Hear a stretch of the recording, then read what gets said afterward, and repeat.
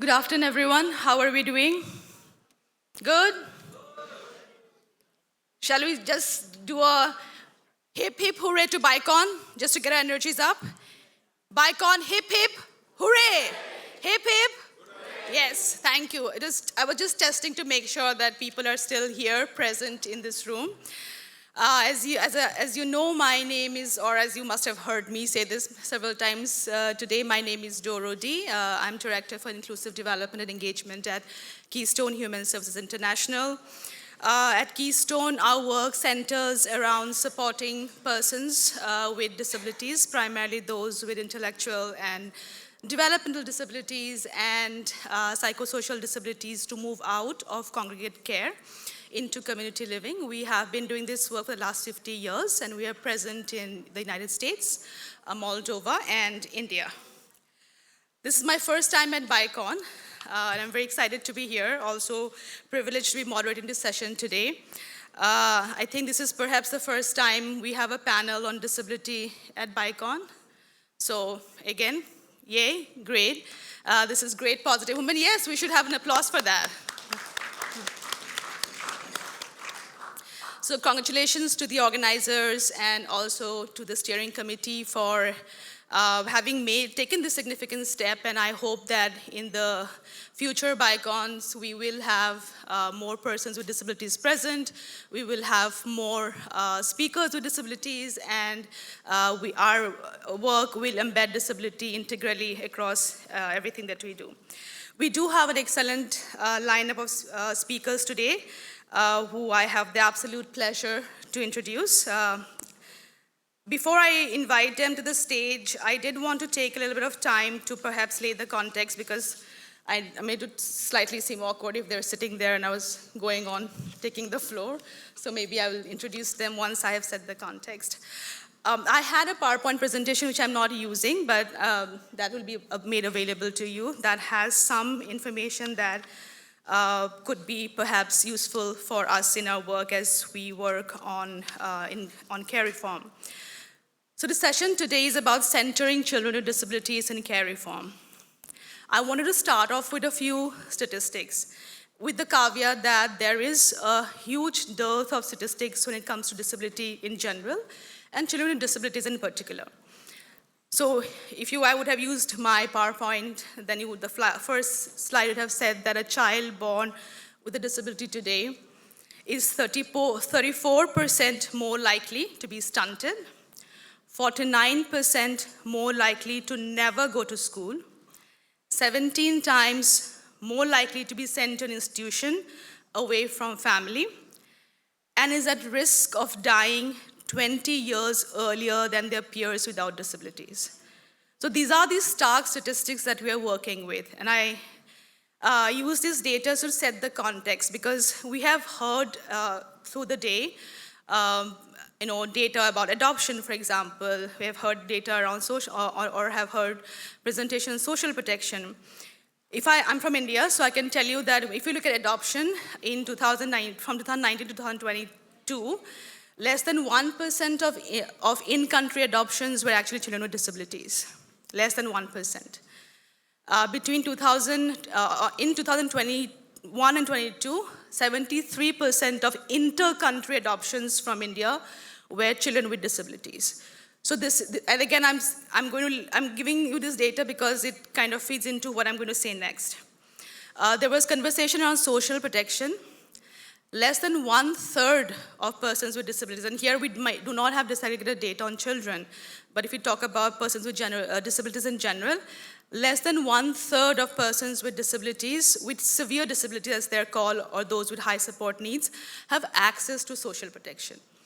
And the reason I'm talking about this data is because we need to have them to understand that there is systemic invisibility of children with disabilities.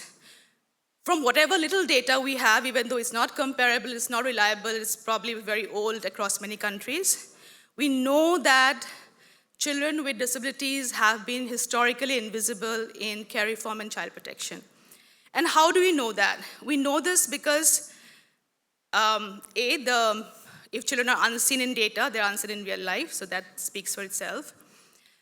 There are also parallel systems that work for children with disabilities, and then another system that works for other children without disabilities, right? So there is an institutional othering. And if I again take the example of India, we know that the Juvenile Justice Act, for example, is the primary child protection law in India. It is not aligned with the umbrella legislation for rights of persons with disabilities. The Juvenile Justice Act does not even use the same definitions. It has no consistency in definitions. And disability is not a homogeneous group, so it's not children with disabilities. There are different kinds of impairment groups. So there is, again, that invisibility, and children with disabilities are in another system. They are not seen, and they're falling through the cracks. If we look at over global data, we know that in Europe, for example, in EU member states, in the last 10 years, persons and children with disabilities living in institutions have actually increased. The number has increased from 1.1 million to 1.4 million in the last 10 years. So again, that's another evidence of the systemic invisibility of children and persons with disabilities. And that brings us to a fundamental question. Are children with disabilities children first or not? And if they are children, then who's responsible to work for their rights? Are these child protection actors? Are these disability actors? Or are these both? So we need to ask this question, because if we are not even sure where children with disabilities lie, their invisibility gets even more exacerbated. So what are the factors that drive systemic invisibility? There's a first persistent medicalized approach to disability. There's a notion that medical treatment to cure is the only way to address disability. And that needs to change, because children with disabilities also need the same rights as other children without disabilities, to school, to leisure, to sports, to have friendships, to have early child interventions. There's a lack of community support services. So most often, services for children with disabilities are found only in institutional settings and not in the mainstream child protection services. And therefore, they have become the only place where children with disabilities go. We also heard speakers talk about budget cuts and about violence and conflicts going on, and these actually have led to further marginalization of children with disabilities. We know from evidence that, for example, in Ukraine, the number of children in institutions have actually gone up since the conflict. And USAID has been mentioned here a few times, so I would also go back to that. It's a personal loss for me as well as it is for many others. We had a consortium program in India supported by USAID Children and Families Together, India. And that work, again, was really pioneering in bringing inclusive care reform agenda to the country. But as it ended abruptly, when we looked at the impact of that end, we can kind of extrapolate some numbers.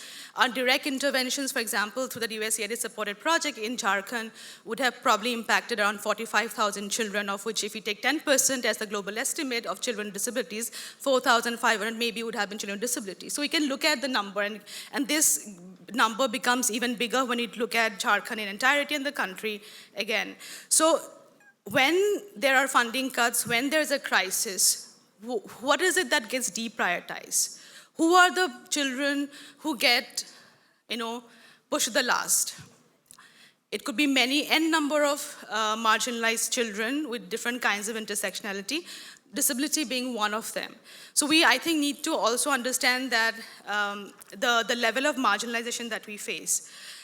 So I don't want to go into what we can do, because that's something that we can collectively discuss when we have our Q&A and we are at the close of our session of this panel. And now let me stop talking and bring the actual speakers who are supposed to have taken the platform, not me.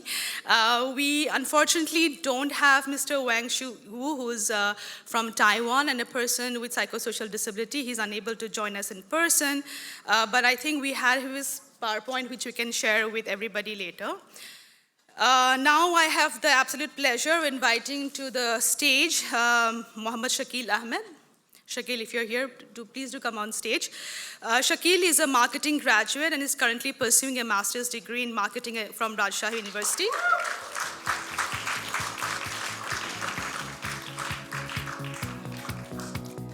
Shakil has served as General Secretary of the Physically Challenged Development Foundation in Rajashahhi University and has worked on awareness campaigns, inclusion activities, and leadership initiatives. A person with physical disability, he has focused on promoting accessibility, disability rights, and an inclusive society.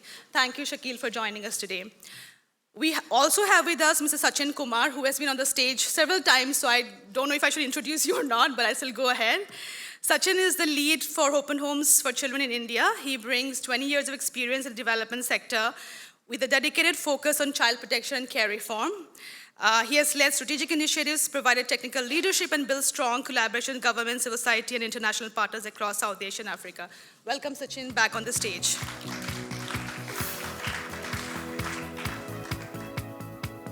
I think we can do it with another loud round of applause, right? Thank you. I would now hand over the floor to Shakil for you to make a presentation. Would you like to do it from here or there? Yeah. And here's the clicker.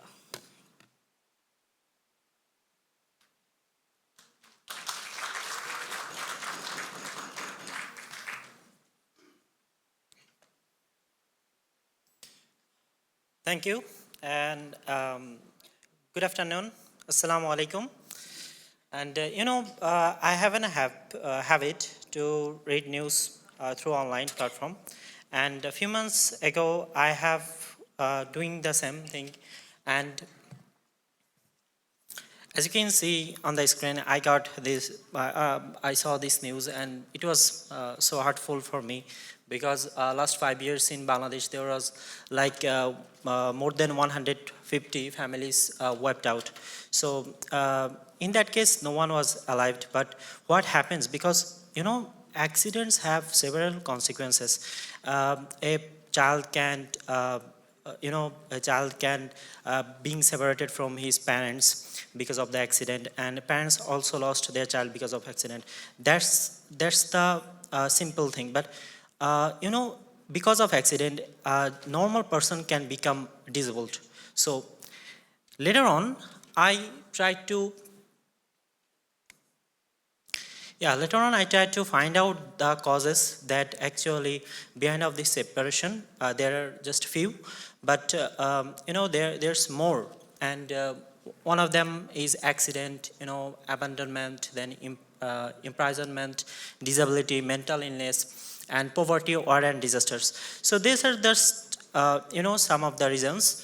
Then I had curiosity to know all of them, because each of them have different experiences, different life. So later on, I just realized that I may not know each and every of them, but I know a child who lived in kinship care, and he has disability.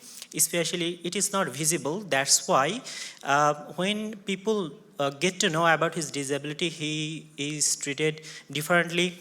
But when people who don't know about it, he then treated normal way. So and basically, he got so much love from his grandparents. That's why he didn't felt love. He didn't miss the love of the parents. But you can compare the love between grandparents and the parents. So and do you know the person who I was talking about?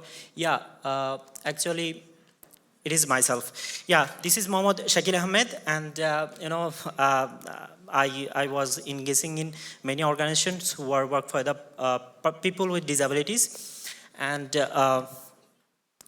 here you can see the index that I'm going to talk about. But as you can see here, the few that can be that are already implemented in the big cities. But the problem is that because of the big cities, there have the infrastructure developed, and everything are so accessible that even without the help of the government and or the NGO, the children and the people with disabilities, they can access the basic needs. But whatever the rural area, they need you the most. And I'm going to use some language like severe, moderate, and mild. It refers to the degree of disability. And as you know, severe, they are totally depend on others, and moderate types like me who can just who need just some help, and a mild type of disability, they can just work and do the regular activities without taking any help.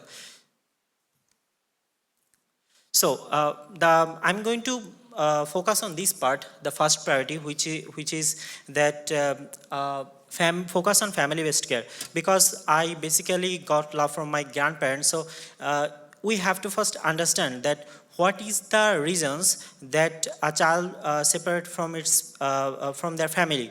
We generally think about the financial problem is the main cause, but as you know, financial problem is the main cause. The family who living in the cities, they don't have financial problem. They can easily have access to the healthcare, but they lack of caregiving experience.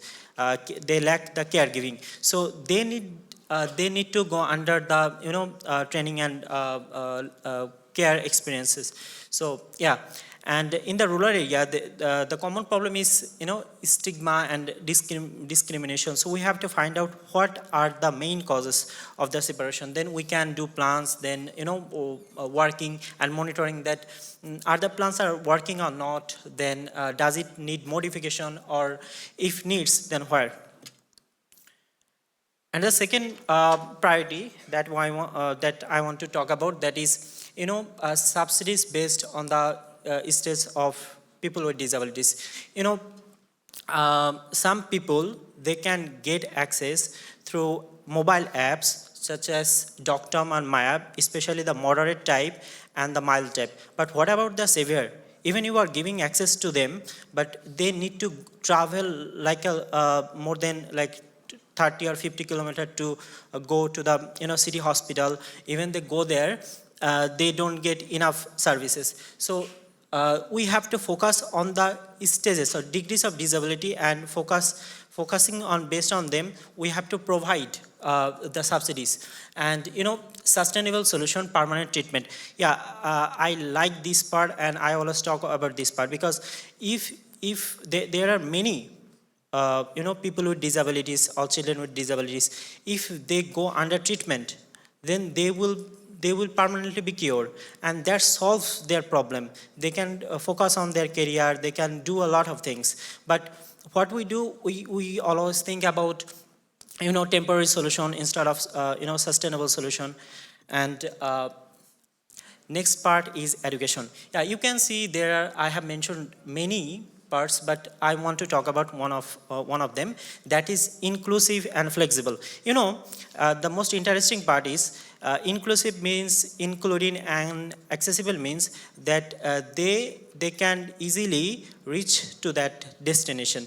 So in schools or universities, as you can see, they give priority to the people with disabilities. But in case of that, if they go, even they reach to the university and they regular class, those situations are not very much flexible. Let me give you an examples. For example, in university, there is like you have to be attend like 50 to 60% classes to sit in the exam. But because of the disability, most students with disabilities, they can fill up this requirement. Then they had to go through many problems. So that's why even those things are very much inclusive and accessible, but those are not flexible. And digital specialized teachers, especially in the primary schools, these are in the primary schools, as you can see, the children's are shaped in there. So specialized teachers are needed to recognize the needs of child with disabilities, and they need to be treated.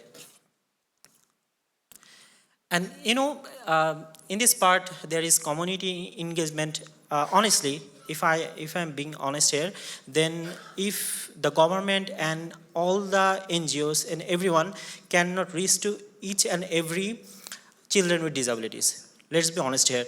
And that's why community engagement is so important, because there are some influencers, there are some, social workers who are not in the light, but they always try to help others. So if we just focus on the community, development, community engagement, especially the community influencers, then we can solve problem, because in the very rural part, children with disabilities having financial problem, but when they face this problem, to whom they first approach? Obviously their neighborhood. If the neighbors, the community helps them, then obviously that problem will be solved.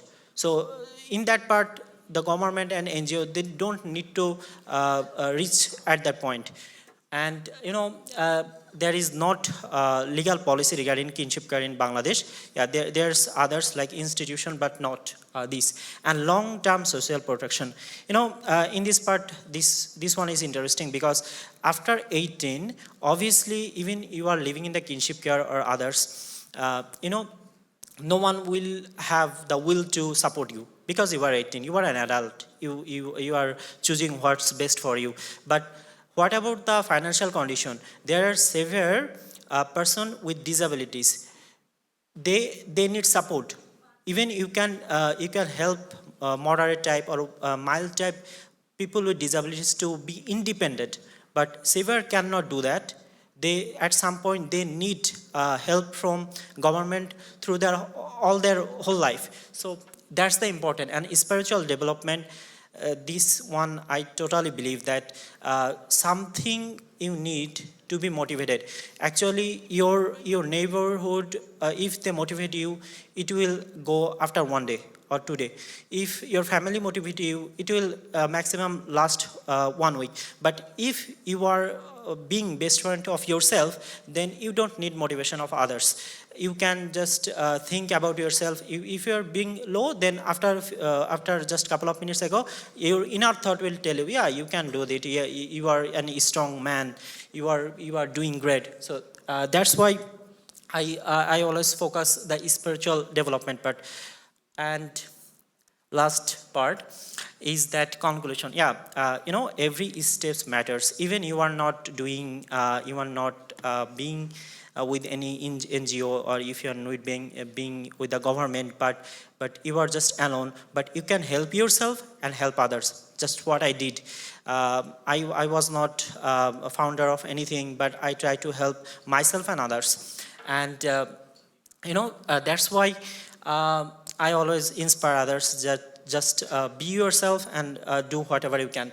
And the second part is, there's a proverb that everyone tell that if there is a life, there is a hope. But what I say, if there is a hope, there is a life. That means you guys are our hope. So each and every one of you are our hope, and if you are doing great for the society, and that's why we are living our life, and we think that our life will be great. And do you know why I talked at the first, I talked about the accident. Do you know why I talked about it?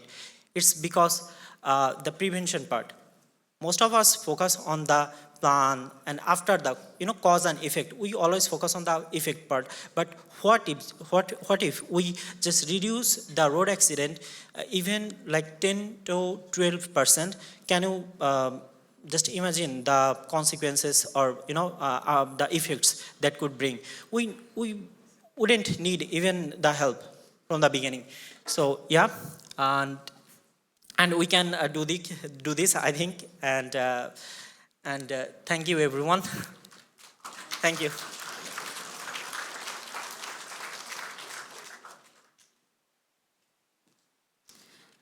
Thank you so much, Shakil, for sharing your experiences. And I think you have touched upon some very important points.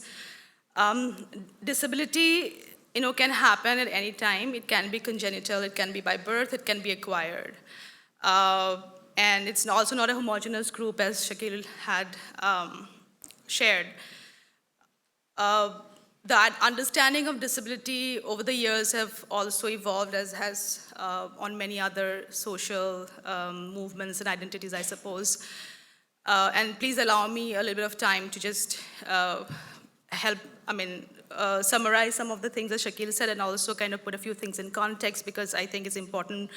We don't get this opportunity every time to have all of these brilliant minds and leaders and movers of the care reform in one room. So it's often a good moment to reinforce and recall a few things. The understanding of disability has moved from a charity model where persons with disabilities are considered to be objects of pity to a medical model where disability was something that was very individual, was a problem with the individual and had to be cured to make the person quote unquote normal. The model that we have today is a social model and human rights model where we understand disability to be part of human diversity. And that is why I said that it can happen anytime. It can be congenital, it can be by birth, it can be acquired, it can be of many shapes and forms. It is part of human diversity. It is as normal or abnormal as being of a certain gender, of a certain race, of a certain sexual orientation, for example. And the definition of persons with disabilities also evolved accordingly. So persons with disabilities are now considered to be those who have a certain impairment, which in interaction with the barriers in the society, and these barriers can be structural, attitudinal, policy level, systemic barriers, it leads to a disability. So the problem has shifted from being from an individual to being barriers in the society. And I think that's important because Shakil here raised a couple of those barriers. Access to health, for example, if you don't have access to rehabilitation facilities, getting out of the house for a person with disabilities becomes impossible. Education, again, it's a human right for everyone. How do you ensure that every child has a right to, we do acknowledge and recognize that right to education is for every child regardless of disability or not, but how do you make that right real? There's also a lot of stigma. The stigma comes from the charity and medical model where we see disability as an individual problem, that the person has or the child has a problem. And that leads to a devaluation of the child's life.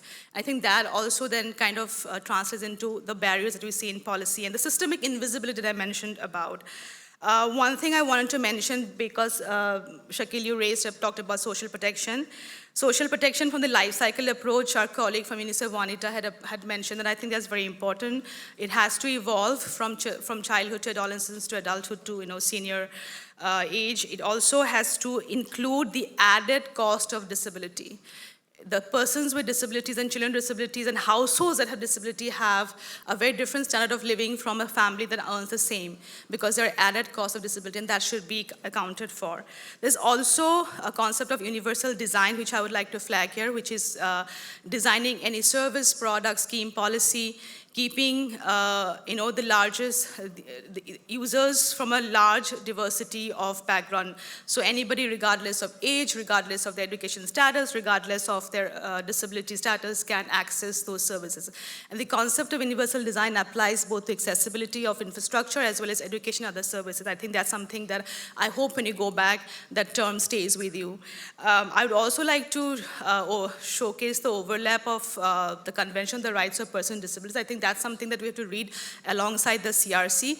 The CRC probably is at the tip of everybody's tongue here, so I hope that in the next couple of future BICONs, everybody will also have the CRPD kind of memorized, and we'd have that overlap very beautifully shown in our work and interventions. I would now invite Sachin to please place his remarks. Sachin would be sharing with us some examples of the experience we had on inclusive care reform and the Children and Families Together project that I mentioned also in my remarks. And thank you, Sachin, for bringing that experience, although short-lived, to the house here and showing us, how the work started and the impact that it could have had, and also had in the last few months of that we worked together. Thank you.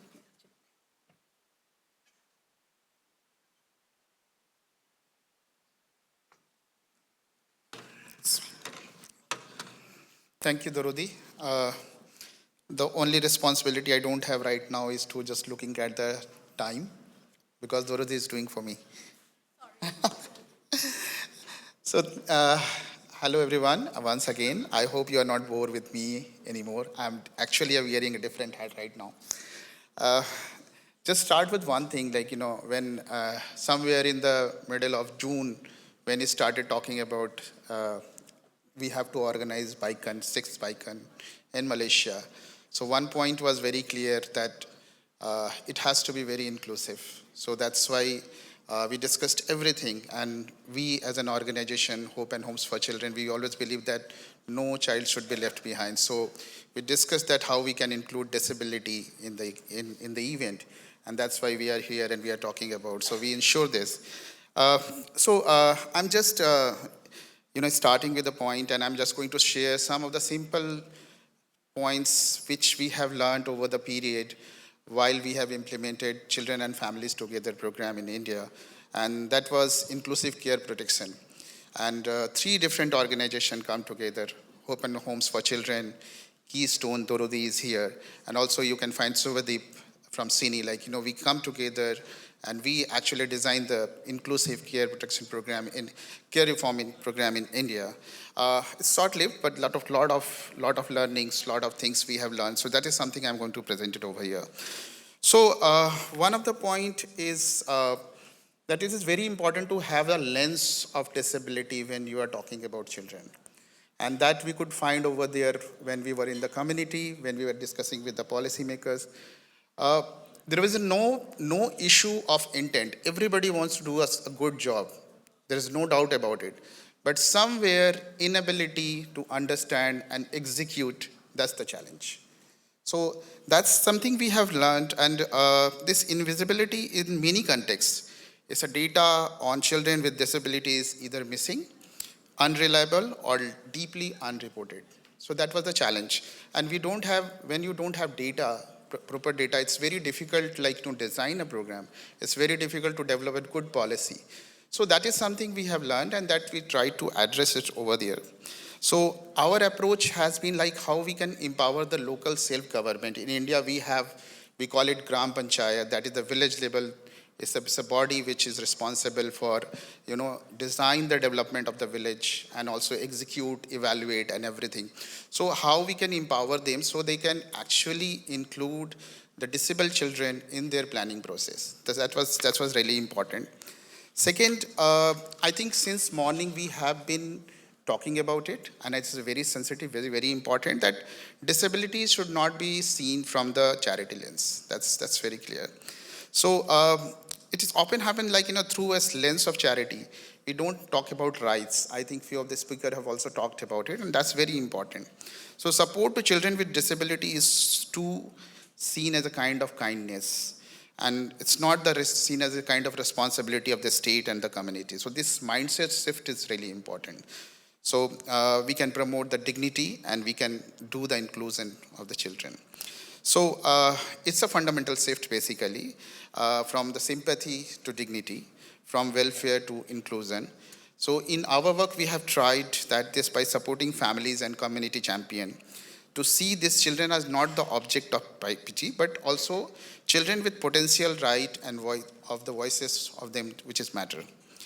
Second, it's when last year in December, when we organized the National Learning Event, so we had an opportunity to create a platform for interface of different organizations working on disability and also the child protection. And this was a very striking thing which came out that, there were never ever a kind of interface happened before. So there is an organization working on disability, but they are not ever aware about the child protection laws. At the same time, child protection organizations were there, but they are not aware about the disability law. So this is a very clear cut we could see, and it was very interestingly kind of examples which was shared in that event. I can quote one of them, that one person who is basically working on disability, but do not know the right of the children. So it was when we started sharing about the Juvenile Justice Act, it was a completely new thing to him. So it's very important, and this is something we have learned, it's very important to create an interface. So if you want to work on the inclusive care reform, it is very important organization working on disability, organization working on child care reform, they should come together. They should be knowing about the different law as well. Another thing is, Dorothy has already mentioned that weak harmonization of laws and policy. So we did the analysis as an organization that how these two different disabilities law and the child protection law are talking to each other. And it was very, very surprising to us that they were not really matching with each other. So in fact, there is a different monitoring system for the institution which is for disabled children. There is a different mechanism for the different kind of CCIs. We talk about the inclusion in child protection laws, but when we were doing it, I mean, when we are reviewing that, there is a different kind of provision given to establish a separate institution for the disabled children. So even though as a philosophy, you and a principle, you are talking about inclusion, but when you are executing it on the ground, you are basically facilitating something which is creating a kind of exclusion. So I think it is very important to learn and understand that this kind of harmonization is very important. So even those who are at the policy maker, again, with a good intent they want to do, but because of lack of information, and there could be some other things also, that they are not able to do that. So it is, as in civil society, it is our responsibility to do this kind of analysis and inform policymakers so that changes can be made. Most important part, and that is also very close to my heart because I work on the issue of human trafficking for a long period of time. And the perspective of person with the lived experience and the organization differs many times. And over the period, I have worked with different survivors and those who have become a leader, they become a champion, an ambassador, who worked with the policymakers, bringing changes in the policy creation, modification, and implementation as well. So that is also I see over here that is one of the critical gap is the absence of visible champion and voices. I'm very happy to see that there are so many I could see over here.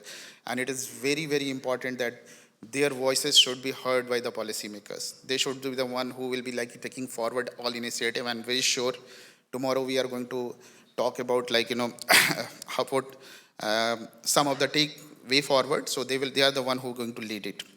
So we have learned that that creating platforms of people with the lived experience, whether through community forum, advocacy group, or the government consultation, can be transformative. So this story changes perception, influence policy that keep system accountable. And last one is about the decentralized and inclusive planning. So inclusion cannot happen at the top down. We know, in the terms of principle, we know about it.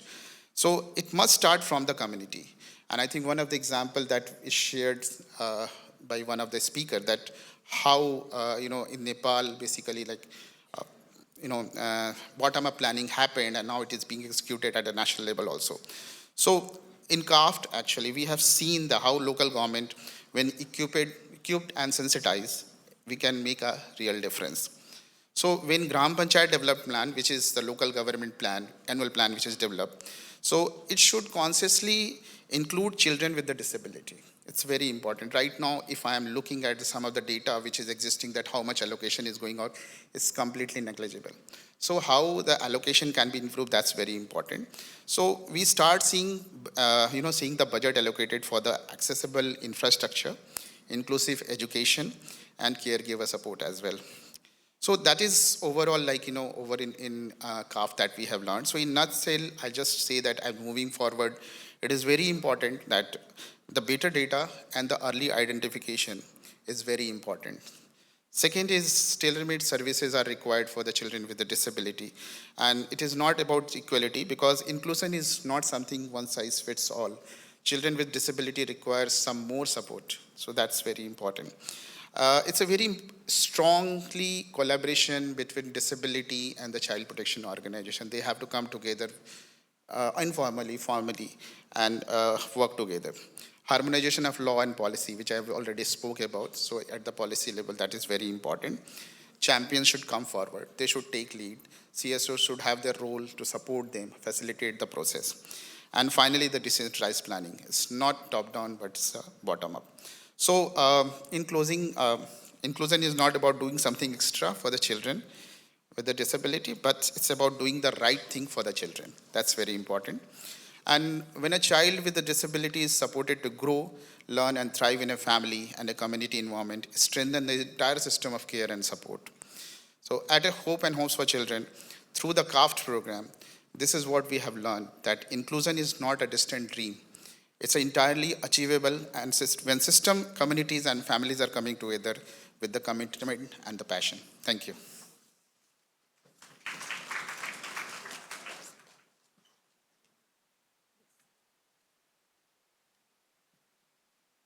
Thank you so much, Sachin, for flagging transformative shift. It really requires transformative shift from moving away from business as usual. We cannot do things that we've done so far in the way we have done, because clearly there are barriers and challenges to inclusion in the business as usual model. Thank you also for flagging about bringing child protection actors and disability actors together, also about meaningful engagement of persons with lived experiences, in this case, children and adolescents with disabilities, and their representative organizations, which are organizations of persons with disabilities, or OPDs. And I think one of the key points you mentioned was about the twin-track approach to disability inclusion. So it's not just enough to make mainstream services and programs and interventions inclusive. It's also important to ensure that there are disability-specific services and interventions when required. And that is very critical because, like I say, it's not a one-size-fits-all way of working. We have around 7-8 minutes for Q&A. May I request our colleagues to please put the QR code for the Mentimeter on the screen so that people have access to it readily. Okay, so we'll open the floor for any questions, comments, reflections. I see a hand there, yeah. Sir, please. Thank you. Mark Harrison from the UK. I've been part of the disability rights movement for 25 years in the UK and was part of the writing of the UN Convention. And I think it's really important that we learn lessons both ways between the CRPD and the CRC. And one of the important things for me, and I'm really pleased you brought out the different models, and particularly the social model of disability, is that the CRPD is the only UN convention that was created by the subjects of that convention. It wasn't mediated through others. And there's a saying in the disability rights movement, which everybody has heard, is nothing about us without us. But very often that is violated by charities, NGOs, governments who violate that. They say it, but then they don't. And often non-disabled people speak on behalf of disabled people. So the disability rights movement in Mexico coined the phrase, professionals should be on tap, not on top. And I think that's a really important one for children's rights, because I think it's important that we're talking about a rights-based approach. And in my country, we've seen a regression of rights, both for children and for disabled people over the last 15 years. We're going backwards.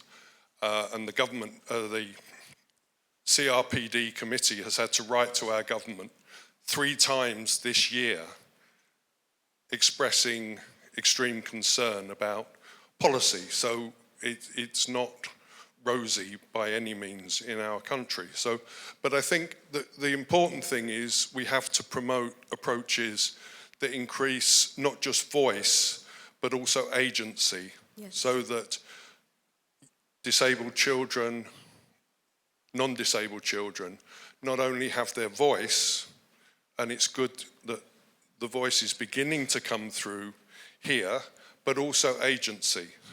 And that the professionals and the charities and the NGOs should be on tap, not on top. And I think we've got a long way to go. So I'd just be interested to hear more about, from the platform, what your thoughts are in those areas.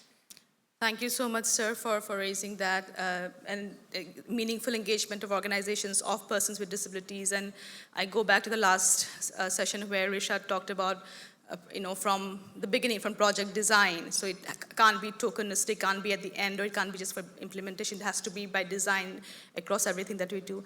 Shakil, and would you want to take this question on how we work with organizations of persons with disabilities, or how we bring persons with disabilities themselves in the decision making and the work that you do, if you have an experience?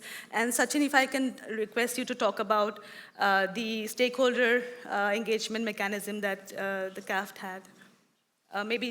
Yeah. Thank you. And actually, people with disabilities, and if I talk about the Bangladesh context, then most of the time, if they're actually, I have found two types. If their disability is visible, then their behavior is different, and if it is not, then their behavior also different. So first, we have to recognize that what's actually the barriers that causing them not to come, engage with the, decision-making process. And, there are many organizations are working in Bangladesh for them, but they don't want to engage with them. Do you know why? Because it actually not their purpose to be engaged and the agency purposes to be engaged are not, I think, aligned.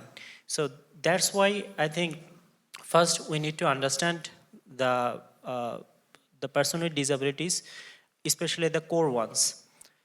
Now, what does that mean, core ones? Because an uneducated person with disabilities, generally, since I was learning from, I am studying in Russian University, so it is famous university in Bangladesh. So it's kind of, that's why I could learn different things. But what about the others who are not educated?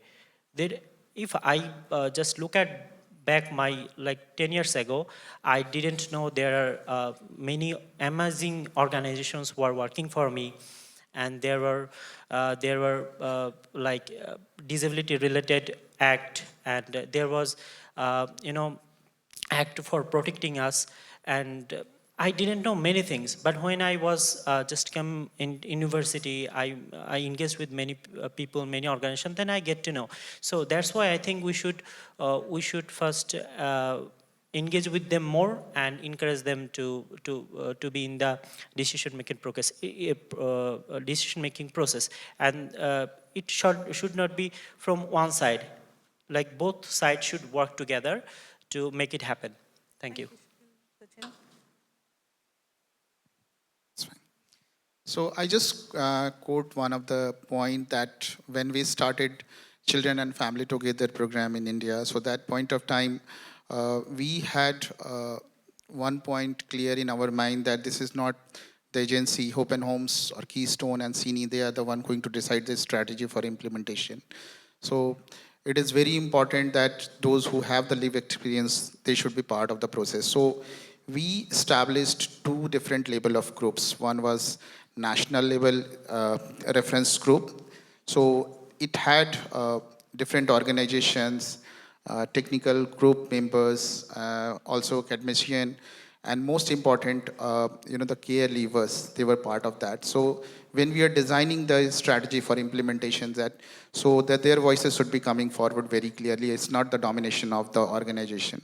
So at the national level, that is something we have worked on, and even for the state level, when we started doing it, so we included people who have the lived experience within the state. So they are the one we were designing program, they were facilitating their own processes. Apart from that, we had a design of a stakeholder engagement. So who should be the part of the processes? That's very important. And we were very clear from the very beginning who should be informed, who should be engaged, regularly visited, who should be invited for our meeting for getting inputs and all. So that is how we have tried to include the voices from the ground. Thank you, Sachin. And the stakeholder engagement mechanism that he mentioned, Mark, had a representation from organizations of persons with disabilities. So every decision and every intervention was guided by the advice, collective advice of this group. I see one hand. I also see a question on Mentimeter. We are actually out of time, but maybe I'll take the one last question, sir, from Raju. And okay, two last questions. And I'll request you to be brief, please, and also to the speakers to be brief in the response. Yeah. Okay, thank you very much. Uh, Thank you for the presentation. In our experience, I am from Nepal. In our experience, WHO says 7 to 10% cases are about disability, and national data says 2 to 3-4%. If we, went in the field, actually, we cannot match those data. But one of the reason of family separation of children with disability, family, they think burden those children who are with disability.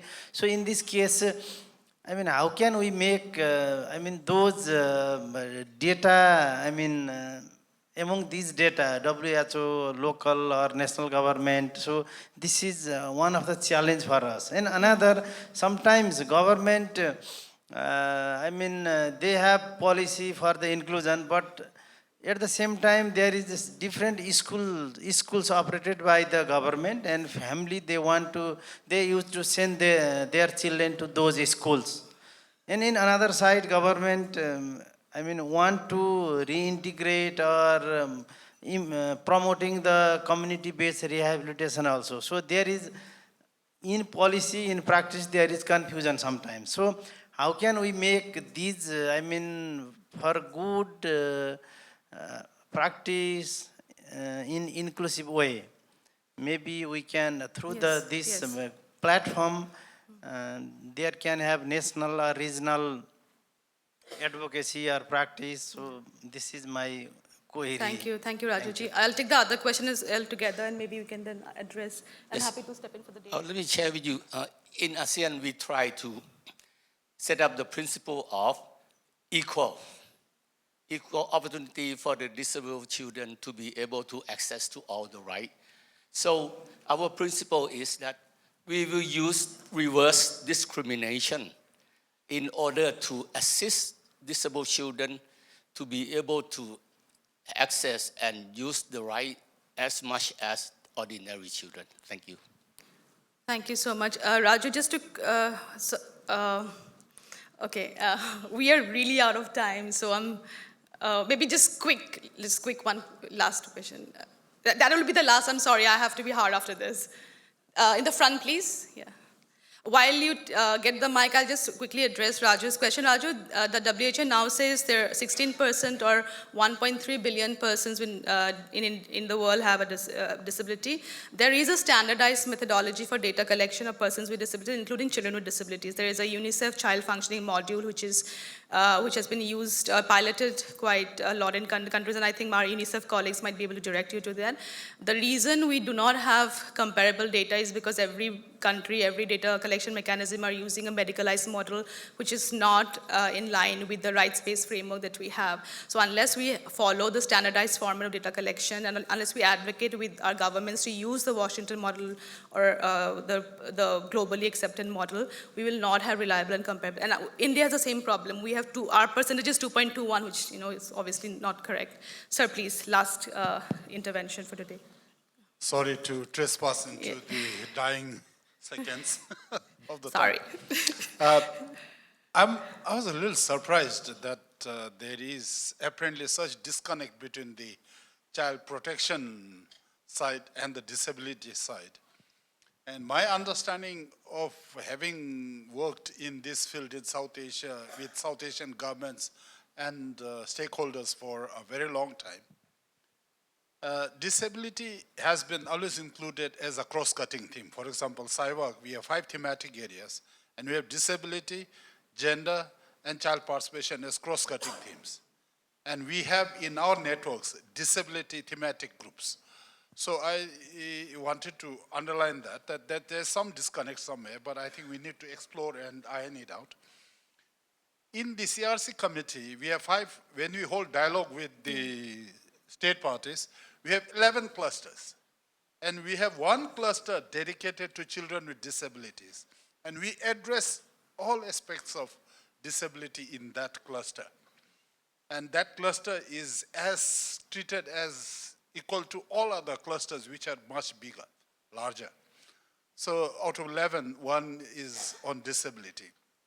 And then as I think Mikiko mentioned yesterday, we also have a dedicated joint statement of CRC, CRPD on this.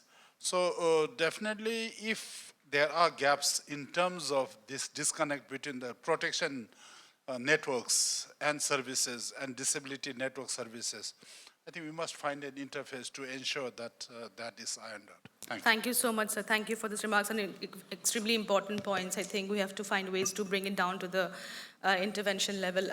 Sachin, Shakil, last comments from you, or if you'd like to address any points raised.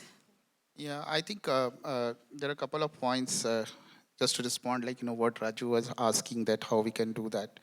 So it's very important that family which have the disabled children, they should be supported differently than the other children. So, the requirement are very different, but what we see that generally, if you look at some of the scheme existing for related with child protection, so it's a very uniform sort of support which is given irrespective. For example, when there is a sponsorship, so a sponsorship for the disabled children and the other children is same, but their need would be very, very different. So either we have to customize accordingly, or other could be like, maybe connected with the other scheme. So that's one point. Second is, it's very important that helping government, I think I have said already that I don't see at any point of time, because over the period I have had the interface with different government official, policymaker, I do not really see a dearth of intent. It is already there, but somewhere the capacity and also the information coming from the ground, so that is not reaching over there. So how, as an agency, as an CSO, we can really bridge the gap? So there are a couple of other points also, but I think as of now, I just ask Shakil to add something on this. Thank you. And just I want to remind you just one thing, that in marketing language we use the word customization, as you know. That means that every individual is important, and based on them the service is offered.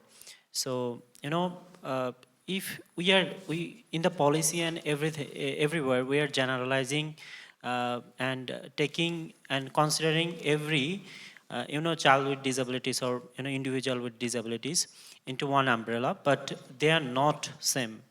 And everything you are seeing them from the from distance, they're not like that. I have believe me, I have worked with them, and I know that they are more sensitive, they have more goodwill, they just want to be good for the society, for themselves. They have pure soul, but the point is that we don't understand them. Sometimes even there are some people, you won't believe, they just get afraid of the disabled people because they have their one might not have a hand or leg. That's why they just get scared of them. So that's why everything is easy, but changing mind of others, especially for them, and especially changing the mind of person with disability is the most difficult part, and it needs continue work, continue being with them. And yeah, that's what I want to. I want you guys to just learn them and learn that what they want, and yeah, thank you. Thank you, Sachin, and thank you, Shakil. And this brings us to the close of this panel. And I know that an hour is never enough to discuss any topic, let alone a topic like children with disability, which is as vast and diverse as it is. But thank you so much for your patience, for your attention. Thank you for the questions. Please also find us during tea breaks, coffee. We're here the remainder of today and tomorrow. Let's commit, and it's a very great step. Like I said, it's congratulations to BICON for including disability as a panel, and let's continue to keep the focus on disability. Let's continue to commit to working inclusively and deliberately and proactively including children with disabilities. And maybe in the next BICON, our conversations will go further than what we had the opportunity today. Thank you, everyone. May I now request Ms. Vithaya Sharanpal to please take us through the next session. Thank you, your speakers. Thank you, everyone.